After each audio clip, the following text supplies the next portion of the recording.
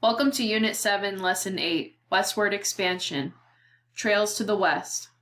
Think of times when you've had several choices in front of you. In the mid-19th century, westward-bound Americans had to decide which road, or more accurately, which trail, they would take. Traveling by trail. The story of one of the most important trails to the west begins in 1821. The year that Mexico won its independence from Spain. Under Spanish rule, trade with the United States had been heavily restricted. Mexico was eager to support individual land ownership and trade with the United States. Settlements at Santa Fe and Taos in the New Mexico Territory, then part of Mexico, were ideally located for Mexican trade with the westernmost territories. In 1822, a trader named William Becknell opened a new route that covered a distance of more than 900 miles from Independence, Missouri to Santa Fe. Soon other traders began using this route, which became known as the Santa Fe Trail.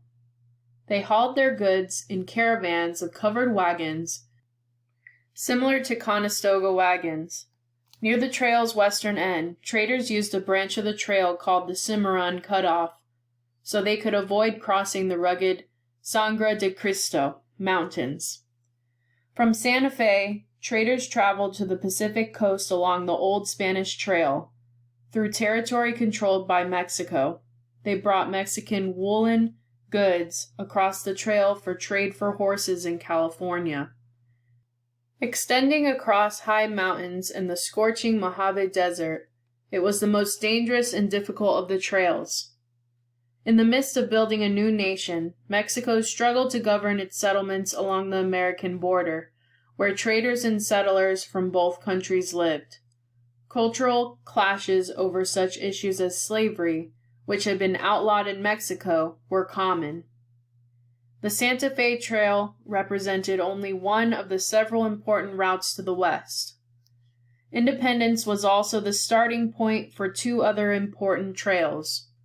The Oregon Trail led to the Oregon Country in the northwest.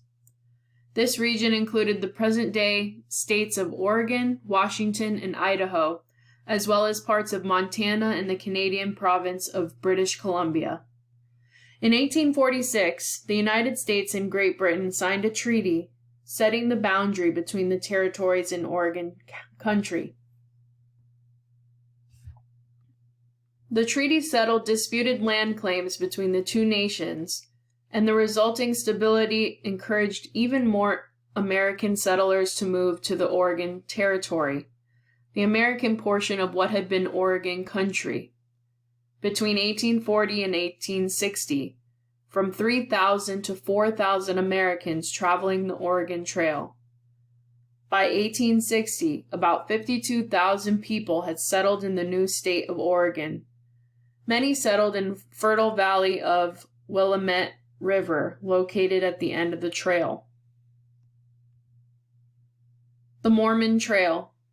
Some trails were forged by people seeking new economic opportunities, but others were inspired by the religious faiths of the travelers. One of those was the Mormon Trail. In 1830, Joseph Smith founded the Mormon religion, the Church of Jesus Christ and Latter-day Saints, in New York. Smith and his followers moved west, establishing a community in Nauvoo, Illinois. There, because of the economic and political power they had achieved, they suffered harassment from their non-Mormon neighbors. When a mob killed Smith, the Mormons' new leader, Brigham Young, decided to move even farther west so that he and his fellow Mormons could practice their religion freely. In 1846, Young led an exodus, or mass departure of Mormons. They traveled westward until they reached the Missouri River near present-day Omaha, Nebraska. After wintering there, they continued west, sometimes following the Oregon Trail. When they neared the Continental Divide, the high point in the Rocky Mountains that divides the watersheds of the Atlantic and Pacific Oceans, They headed southward into territory still owned by Mexico. After an arduous trek over the Rockies, they reached the Great Salt Lake. There, in present-day Utah, Young declared that they had reached their destination, and they established the community of Salt Lake City. Pioneers and Native Americans. Most people don't enjoy doing chores, even with the help of modern conveniences. Imagine how hard it was for families traveling along the Oregon Trail in the 1840s to prepare meals or wash clothes, while also coping with illness and injuries in unfamiliar territory. Pioneers heading west usually traveled in groups of covered wagons called wagon trains. No matter the destination, the journey was grueling and took several months. Wagon trains crossed rivers and mountains as well as arid lands where the water and vegetation were scarce. The long days demanded difficult chores and wearing travel. Pioneers dealt with severe weather, including sandstorms, snowstorms, and floods. They also fought diseases such as cholera and typhoid. Because of the long distance between outposts or settlements, running out of food, water, and supplies was a constant worry. Pioneer women performed tasks such as cooking and cleaning. They also worked alongside men, tending to livestock, gathering supplies, and repairing tools and wagons. Everyone pitched in, no matter who they were or what job needed to be done. Life on the frontier wagon trains changed conventional gender roles. Speaking of a difficult journey, let's watch a video about the story of the Donner Party. Before we watch this clip, I will warn you that what you are about to see will shock you. Cultural encounters. Westward trails pass through lands inhabited by various Native American tribes. On the Great Plains, pioneers encountered the Lakota, and the Oregon Territory they met the Nez Perce. Traders who traveled the Santa Fe Trail to the New Mexico Territory interacted with southwestern tribes such as the Zuni. The Lakota, Nez Perce, and Zuni had distinctive customs. Traditionally, the Lakota lived in teepees and hunted bison. The Nez Perce tended to settle along streams that provided a steady supply of food. Up to 30 families could live in one of their roomy lodges. The Zuni lived in adobe houses or dwellings built into cliffs. Encountering Native Americans was a new experience for pioneers and for the people hearing about such encounters back home. In addition, works of fiction about westward journeys often exaggerated accounts of Native American attacks on pioneers. In reality, attacks were rare. Of the nearly 400,000 people who traveled the Oregon Trail in the mid-19th century, about 400 were killed in attacks by Native Americans. Most encounters were friendly, and Native Americans and settlers engaged in trade and sometimes even helped each other.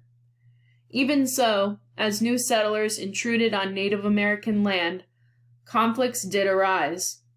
In one instance, a cow wandered away from a traveler on the Oregon Trail and was killed by a Native American. United States Army soldiers intervened by talking to the Native American chief.